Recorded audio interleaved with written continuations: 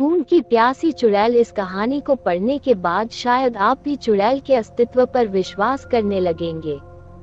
दोस्तों, यदि आप चैनल पर नए हैं तो चैनल को लाइक और सब्सक्राइब जरूर कर दें। तो सुनिए डरा देने वाली प्यासी चुड़ैल की भयानक कहानी। ये उस वक्त की कहानी है जब मैं गांव में अपनी दादी के साथ रहता था। मेरी उम्र 15 साल थी। मुझे भूत प्रेतों चुड़ैल इन सबको असली में देखने का शौक चढ़ा था। चुड़ैल की कहानियां तो मैं बड़े मजे से सुनता और हमेशा बोलता था कि कितना मजा आएगा अगर किसी चुड़ैल से सच में मेरी मुलाकात हो जाए। मेरी दादी की किराना और दूध की डेयरी ऐसी दो दुकानें थी। दादी और मैं मिलके दोनों दुकान चलाते थे। गांव में हमारा बड़ा नाम था। हर रात को दुकान बंद करके दादी घर चली जाती और मैं अपने दोस्तों के साथ चौराहे पर बैठकर एक दूसरे को भूत प्रेतों की कहानियां सुनाते। कभी कभी गांव के बड़े बूढ़े भी हमारे साथ बैठ के हमें चुड़ैल की कहानियां सुनाते और कभी कभी तो गांव वालों से छुपते छुपाते हम तरह तरह की हॉन्टेड जगह पर जाते भी थे। इन सब में सबसे आगे मैं ही होता था। मुझे उन अमानवीय शक्तियों को ललकारने का बड़ा शौक था। पर मेरी जिंदगी में एक दिन ऐसा आया कि मुझे एहसास हो गया मैं कितनी बड़ी मुसीबत को बुलावा दे रहा था। उस रात दुकान बंद करके दादी घर चली गई थी और मैं दोस्तों के साथ दुकान की सीढ़ियों पर ही पंचायत लगा के बैठ गया था। मेरे एक दोस्त बाबूलाल ने चुड़ैल की एक सच्ची घटना बताई। पड़ोस के गांव वाले कुछ लोग हफ्ते भर पहले रात को जंगल से लौट रहे थे। उसी वक्त उन पर एक चुड़ैल ने हमला कर दिया।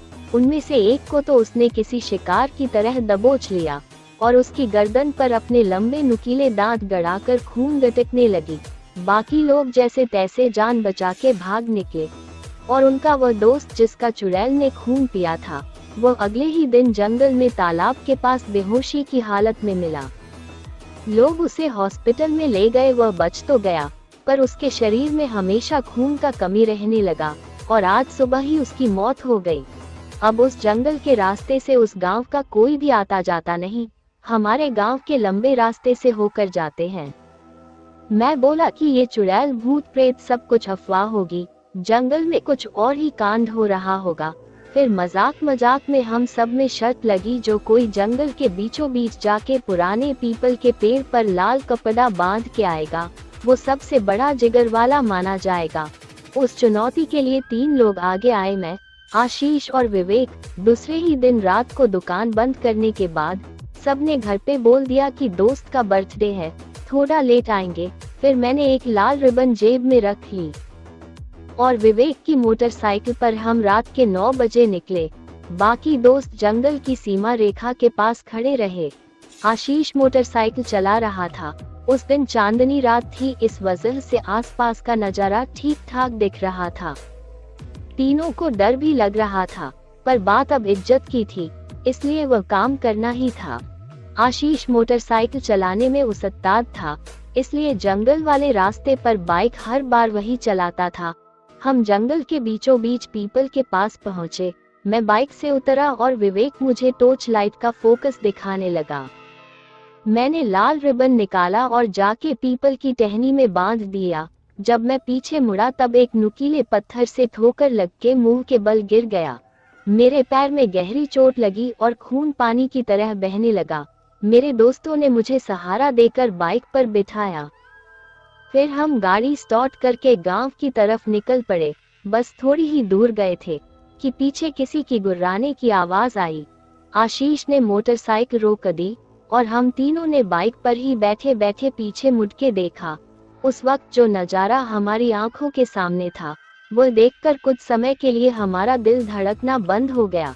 हम सांस लेना भूल गए क्योंकि मेरा खून जिन पत्थरों पर गिरा था उन पत्थरों को एक औरत एक एक करके चाट रही थी। वो औरत पूरी तरह खून से नहाई हुई थी, सिर्फ उसकी आंखों की सफेद पुतलियां दिख रही थी। खून चाटते वक्त वो हमारी तरफ ही देख रही थी। तभी अचानक उसने पत्थर फेंका और हमारी तरफ झपट पड़ी। फिर आशीष ने किसी रेसर की तरह बाइक भगाए। मैं उसे देखने के लिए पीछे मुड़ा था। वह औरत 4 पैरों पर किसी नरभक्षी भेड़िए की तरह हमारा पीछा कर रही थी। एक पल के लिए तो उसने हमें पकड़ ही लिया था, पर किस्मत से आशीष के हाथ में बाइक थी। उसने गाड़ी 80 या शायद 90 के स्पीड से भगाई। जब हम जंगल की सीमा के बाहर आ गए तब न जाने वो भयानक चुड़ैल कहीं गायब हो गई।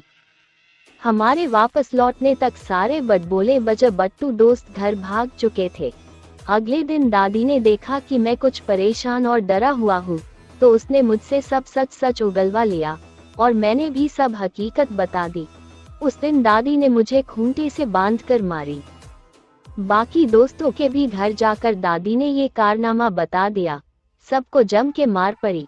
फिर दादी ने सिर्फ 2 दिनों के अंदर हमारी दोनों दुकानें और बंगला गांव के पाटिल को बेच दिया। रात तो जबरन उसने मुझे हनुमान जी के मंदिर में सुलाई। मैं गांव छोड़ने को तैयार नहीं था, पर दादी मुझे मार कूट के मुंबई ले आई, जहां मैं अभी भी रहता हूं। कुछ दिनों बाद जब सब नॉर्मल हो गया, मैंने दादी से गांव छोड़ने का कारण पूछा।